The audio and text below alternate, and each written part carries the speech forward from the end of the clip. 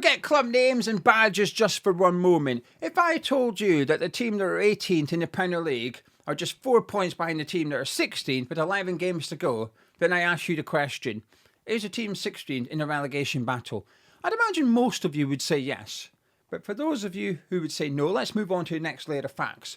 If I then informed you that the team that are 18th have lost once in the last 8 games, meanwhile the team that are 16th have failed to win a Premier League match in the last 9 games, and one of those matches was a defeat to the team that are currently 18th, I would then ask you, would you concede that that team are in a relegation battle? I'd imagine the vast majority of you would say yes. Yes, they are. Because that's exactly what Spurs are. Spurs are in a relegation battle. They are looking over their shoulder. They're in the thick of it with Nottingham Forest and West Ham United. Now, at this point, I will stress, I don't think Spurs will go down. I would love Spurs to get relegated. I think they'll be fine. But for now, they're in a relegation battle. In the end, they got battered yesterday by Arsenal. Now, they were hard done by. There is a controversial decision in that game which could have changed things. But by the end of it, they looked clueless, they looked hopeless, and it was the same thing. It looked like a Thomas Frank performance. I couldn't tell they had a new manager. Even listening to the manager after the game, it felt like it wasn't a new manager. New manager bounce. There wasn't any. They had as much bounce as a set of AA tits. There was no bounce whatsoever for Spurs. The lineup come out and you look at it and think, bloody hell, that's Spurs' team. Arsenal will walk this. They got their goal, went 1-0 up. Declan Rice made a mistake, 1-1. Game on. Arsenal then retook the lead. And then there was the controversial decision, that push. Moani on Gabriel. Gabriel flung himself to the deck. Goal got ruled out. VAR checked it. Said, yep, free kick, carry on. It's just, I'm going to be sticking up for Spurs here, unbelievably. But I've got to be fair. I've got to call everything as I see. I have to be fair. That's not a foul for me. But even if you think it is a foul, where is the consistency? Liverpool, when they played Spurs, Ekitike pushed Romero in the air. Header, goal stood. There was more of a push from Ekitike on Romero than there was Moani on Gabriel. And it's the lack of consistency that frustrates me. It feels like every referee has a different rule book. And I appreciate calls and fouls like that are subjective. Some referees will think it's a foul. Some referees will think it's not. But in this day and age, I thought VAR was to remove stuff like that, to remove controversy, to make everything fair, to make it a level playing field. It is not. Advantage Arsenal in this case, disadvantage Spurs. Now, as a West Ham fan, I was pleased that a goal was ruled out. But it's frustrating. Lack of consistency in the Premier League is really frustrating. By the end of the game, Arsenal were very comfortable. Gyökeres was unbelievable. Best game I've seen him have for Arsenal by quite some distance. He absolutely dominated that Spurs defence. Dragusin's not a good Premier League defender, and he got exposed. To play him centre of a back three, to play Polina on the right side of a back three, Tudor got too many things wrong. Then after the game, you haven't heard what he was saying after the game, go listen. He's speaking as if he's been there for years. He's saying, what is the coach's goal? What's the player's goal? What's the club's goal? We all need to look in the mirror and take some medicine. Wow, this guy's speaking as if he's at the end of his tenure, as if he's way beside. He's been there a week, not even a week. At the point yesterday, he hadn't even been there a week. He'd been 6 days, I think he'd been there. Not even a week, and he's chatting as if he's Thomas Frank, and he's there, and he's been there for ages. Things are not good at Spurs, and they've got a lot of players missing. You look at the players available yesterday, and you think, wow, okay, it's not a great squad of players available to him. A lot of injuries at that club. But he's got to come up with something, because a perfect couple of weeks for West Ham and Nottingham Forest and a bad couple of weeks for Spurs, they're in the bottom three. Like I said, do I think it's likely? No. But it's the reality. Huge win for Arsenal, though. Huge test after blowing that lead to Wolves, going into North London Derby. I think it was the right fixture for them. to beat Spurs, give that fan base a morale boost, to give the players a bit of confidence. That was the fixture they needed, and it was the fixture Gyökeres needed as well. Perhaps Eze, who hadn't scored since the last time they played Spurs, if they can get him performing between now and the end of the season, he will add creativity and goals. He's been, an underwhelming, let's be kind, an underwhelming signing for Arsenal thus far. But a good couple of goals yesterday. Big win for Arsenal. In the end, an easy win, but it was one that had its moment of what happens if the referee didn't give a foul there. I don't think he should have done. Anyway, welcome to Tartan Geo. This is my Premier League review of all the action from the weekend. If you're new to the channel, please do subscribe. I just want to say a massive thank you for the support recently. We've got like over 8,000 views on the Premier League preview last week, which is incredible. Usually do 4,000. The Sean Dyche video's on, I don't know, I haven't looked for a while, but 17,000 views, which is, again, incredible for this channel. So massive thank you for this support. It's blown me away the last few days, and it's... I speak of morale boost for Arsenal. I got a morale boost over the last couple of videos, so thank you very much. Now, moving on to the City Ground, Nottingham Forest 0, Liverpool 1. Forest were good. I thought Forest were good. Liverpool were terrible in the first half, though. They were playing like they were drunk, but Forest had energy, they had enthusiasm, and they were unlucky not to be leading. They looked good. In the second half, Liverpool were always going to improve, and they did a little bit, and I feel like Nottingham Forest dropped off. I think... As the game went on, I could tell Nottingham Forest played on Thursday, and they were, again, very good on Thursday and comfortably beat Fenerbahce in the Europa League. But I felt like I could see it taking its toll as the game went on and on and on.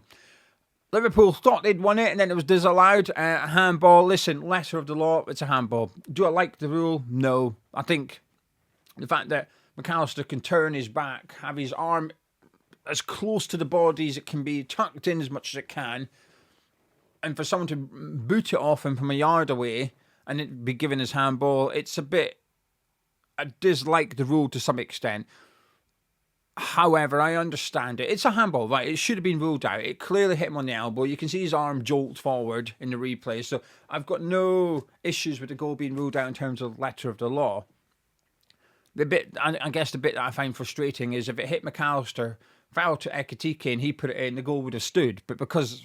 it went straight in because McAllister was a goal scorer, it gets disallowed. But I guess they've got to draw the line somewhere, because if they allow sort of accidental handball, then things, not necessarily that one, but other goals that have been scored would then come down to the referee's interpretation. And as we've just discussed, they can't even agree what's a push and what's not. So how are they going to agree what's an accidental handball or arm in a natural position?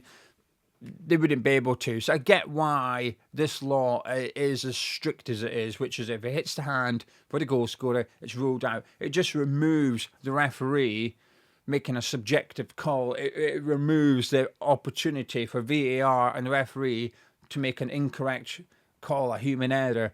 So it's frustrating to see goals like that ruled out, because you think, what else is he meant to do? But I get it. It's the right decision. And then he scores again. I mean, first of all, what a miss by Ekitike for the first one. He got away with that one because McAllister scored, and that was the sort of the talking point. But that was a huge opportunity. But then the second one, Van Dijk's header. I'm unconvinced he's onside. I'll call it as I see it. I've said, for those that have tuned in from the start of the season, you'll know I don't like this semi-automated offside thing. We are relying on graphics. We're relying on something that they make that can be manipulated, that can be incorrect. And at least with, when the lines get drawn, at least you can see it, right? It's real-time image. You can see the lines getting drawn, and it is frustrating. It takes forever, but at least you can see what they're doing. When the semi-automatic graphic, the semi-automated offsides graphic gets produced, I don't trust that that's reality. I don't trust that that is true and genuine. There's an account that checks offside calls, and he's unable to check this one because there's no definitive angle showing where Aina's foot is. In real time, it looked offside. In the stills, it looks offside. And I've not yet seen an angle or an image where I look at it and think, oh, he looks onside there, Van Dijk. He looks offside in everything I've seen. But the semi-automated thing says he's onside. I guess to some extent you've got to trust it. But I'll be honest with you, I don't. Now, this goal, I should state, I celebrated. I wanted Liverpool to win. As a West Ham fan, I needed Liverpool to win. But if that goal had gone against West Ham, I would not be happy. I've got to be fair here. But a win for Liverpool, a harsh defeat for Nottingham Forest, I feel. I felt like they deserved something out of that game. And to lose it that late on in those circumstances as well. But I think the issue for Pereira will be that's two deep crosses into the box in stoppage time, and both one way or another ended up in the net. So cause for concern, but an encouraging performance, I think, by Nottingham Forest. On Saturday night, Manchester City beat Newcastle 2-1 to put the pressure on Arsenal, and one of the most underrated players in the Premier League, I'll keep saying it, Nico O'Reilly, an unbelievable player at left back, and he's gone into midfield, which is his natural position, and he's continued to be unbelievable. He's one of the first names on the team sheet at Manchester City, and it's very difficult, I think, for any academy player to make it in the Premier League. But to do it at Manchester City, I think, you are a fantastic footballer if you can do that. And he is 2 goals for him. A much better performance by Newcastle, though. I thought they caused trouble for Manchester City. I'm unconvinced by Waltermada playing this sort of number 10/second striker role. I get why Anthony Gordon's up front, and how spoken before the Champions League win about how Gordon would like to be a number 9. You can see the qualities in him. I'm just not sure about the sacrifice in Waltermada as he's not. It's hard because he's not your sort of traditional out and out number 9, but he's been used as like a number 10, and he's not that either. I feel like they've got a player that they don't really know how to get the best out of. And I think he's actually been one of their better summer signings. Doesn't say much because the other ones have been quite poor. Ramsey, Elanga, they've not worked out. I'm not sure. I remain unconvinced. We'll wait and see. But an important win for Manchester City. Although I thought it was a decent game. And I thought it was, you could feel, it felt intense. Late stages of those games, Newcastle were pressing Man City. Good save by Donnarumma, very, very late on as well. Top goalkeeper he is. He's making a big difference. But you could feel the tension in that stadium. And I speak about City putting the pressure on Arsenal, and they did that. But I felt like City felt the pressure on themselves for maybe the first time this season, because they've been so far behind.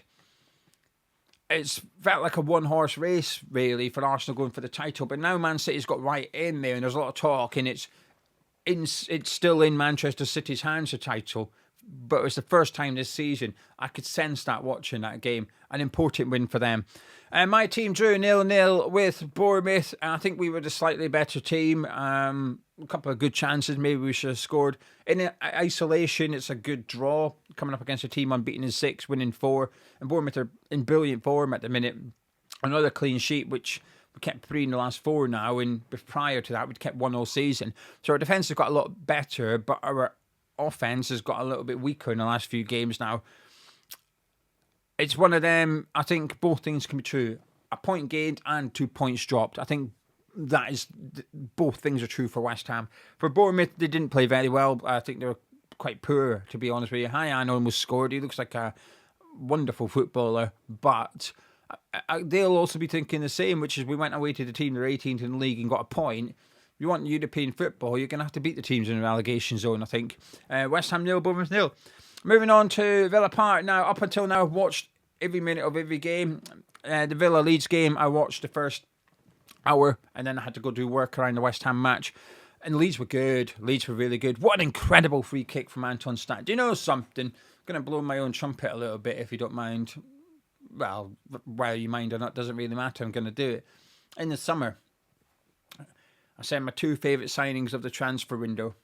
Granit Xhaka and Anton Stach. That were my 2 favourite signings. 2 players I felt like, yep, that's exactly what Sunderland need, and that's exactly what Leeds United need. Now, he's playing a bit differently at Leeds as to what he did in the Bundesliga, but he's a fantastic player. That is an insane free kick. Emi Martinez offers it to him, right? He takes his position, he's waiting for the cross, and he basically says, if you think you can put it in there, go on then. Stach goes, yeah, do. Here you go. Whack. Great goal. But Leeds were really good in the first half. Villa were not smooth. I think they're looking a little bit tired, I think, Aston Villa maybe. And their squad is quite small at the moment because of the injuries to like Tielemans, Kamara, McGinn. They're struggling a little bit, Villa. I don't think it's the pressure getting to them. I don't feel like it's that. I think they're just out of form at the moment. But I expect them to still go get Champions League football, but they certainly dropped out of the title race. But they're missing key players, and I don't think they get enough. I don't think that gets enough recognition at how many key players they are currently missing, Aston Villa. Got the equaliser, Tammy Abraham. Came up on the thing, so I watched the highlights after, and it came up saying, first goal since December 2020. I was like, I mean, factually true, but he's not been in the league since then. It feels a bit, not misleading, but I don't know. If you were unaware of Tammy Abraham leaving the Premier League and returning to it, if you were just a real proper football casual, you might be thinking, God, he's been on a goal drought, isn't he? 6 years. Anyway, a draw at Villa Park, good result for Leeds United, bad result for Aston Villa. Sunderland 1, Fulham 3. It's not great for Sunderland at the minute. What's that? 4 defeats in 5. 4 defeats in 5 now for Sunderland. I've only seen the highlights of this game. It looked like a decent amount of chances for both teams. Jimenez is just unbelievable from the spot, isn't he? 13 pens in the Premier League, 13 scored. Look, even though Letizia didn't have a 100% record, he missed one. It's still not as impressive as Letizia, although he's got a 100% record. But the way he does his run-up, it's impossible. I think the keeper is already at a disadvantage. But the run-up that Raul does, I don't know how you're meant to defend against that as a keeper. It's impossible. He's really good at just waiting for the keeper to make his move. He gets to the ball and the keeper has to go, and then he just puts it in the other corner. And if he doesn't, he just whacks it high. He's an unbelievable penalty taker. 2 goals for him. Big win for Fulham. Big win. European race, they're in it. They are absolutely in it. I'm going to do that video today. I've decided what I'm going to do for the next few weeks anyway. Alternate European race, relegation battle. I'm going to alternate. So this week will be European race. The next week we'll do relegation battle. Back to European race. I'm not going to do a title race one because there's just 2 teams. And my opinion is Arsenal will still go. I still think Arsenal will go on and win it. But I'll be honest with you, I'm rooting for Manchester City. Brentford 0, Brighton 2. Disappointing result for Brentford. Disappointing result for me. I didn't think Brighton would go down, but the more teams in it, the better. Important win for Brighton just to relax any fears that they have. James Milner making history, and it's the most. No one's arsed. He's making history, right? He's got the most appearances ever in the Premier League, overtaking Gareth Barry. And no one's bothered. There's no hype about it whatsoever, and I think it's because the last few seasons he's been a bit part player and he's just picking up minutes off the bench more than most. I've seen the thing in the last few weeks about how Gareth Bale has played a lot more minutes than James Milner has, but it's an incredible record. It's an incredible achievement for James Milner. It just feels that no one's bothered. I've seen the official accounts. I've seen like the Premier League talking about it and stuff because they have to. But apart from that, no one's asked. Important win for Brighton. Again, all I've seen from this match was the highlights. We'll move on to the next game. Crystal Palace 1, Wolves 0. Palace looked like they had a few opportunities in the first half, Pino in particular. And then there was that penalty that Tolu took. And I've seen his record. I think they said he'd missed his last 5 in a row. I know his record rate up till that penalty being taken was like 55% or something. So he's not a great penalty taker. And Dean Henderson is a fantastic goalkeeper for penalties still. So not only have you got a poor pen taker, you've got a really good goalkeeper. So it's a bad combination for Wolves. Great save. Gessan scoring. I mean, he's done more for Palace than he's done for Aston Villa, Gessan. He only joined them in January transfer window. But it's a big win for Crystal Palace. Big win, especially after Oliver Glasner during the week. I might do a video about him tomorrow because I want to talk about him. I'll be honest with you, he's getting on my tits, actually. He's getting on my tits. I think he's got a lot of credit in the bank and he's done fantastic to win the FA Cup with Crystal Palace. But I do feel like he thinks he's now invincible. Like it gives him this no one can touch me kind of mentality. And I think that's wrong. But an important win for Palace. Seen a lot of Wolves fans discussing Rob Edwards saying, hang on a minute, why are we just accepting getting beat every week? Why do we have to be this crap? You've come in and yeah, we're going down. Yeah, we're not a great side, but it doesn't mean we have to accept This, it's a difficult one. The red card was harsh. I don't think that was a red card. For those that haven't watched it, you got a booking, and a few minutes later, literally like 2-3 minutes later, he tries to keep the ball in, and then he clears it down the line. And the referee had already blown his whistle because they'd gone out for a throw-in. And the referee booked him, gave him a second yellow card for kicking the ball away. And his claim was, I never heard the whistle. And I've watched it, and it's hard to tell whether or not he's being genuine, because it looks like he relaxes a little bit, which players sometimes do when the whistle goes. But it's also not like obvious he's not just continuing his natural follow through if the whistle hadn't gone, because the Palace player stopped, so he had a yard turn, cleared it. But I've seen players kicking the ball away left, right and centre every game, every weekend, and hardly anyone gets booked for it, right? So to send someone off for it, but one thing it will do is it'll stop Arsenal fans going, we're the only team to get this done. Because remember Rice, I think it was Rice, kicked the ball away. No, Martin. It was Rice, weren't it? He flicked the ball away and got a second yellow card. And since then, Arsenal fans have said, I've not seen anyone else get sent off for this. At least now we can end that. But that's done now. Someone else has.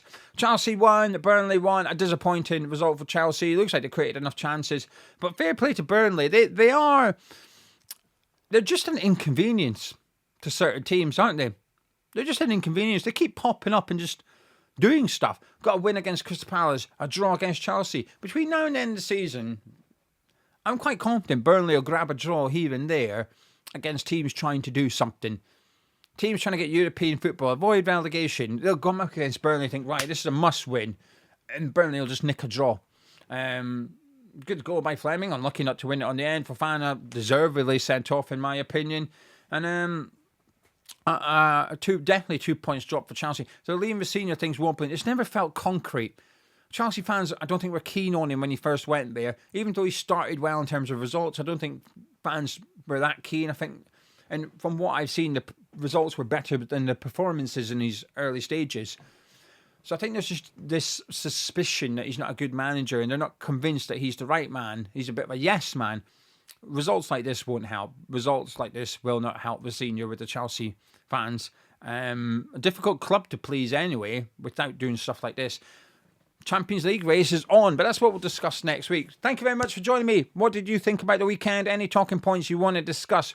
Let me know in the comments below. Get involved. I'll be back later on to catch up with what you're all saying. But if you don't mind before you go, please do drop a like on the video by clicking thumbs up. It helps out the video. If you don't believe me, look at the numbers for the last 2 videos. They've been incredible because people have been dropping likes on it and hyping the video. So thank you so much. Subscribe to Tartan Geo. And I'll catch up with you tomorrow.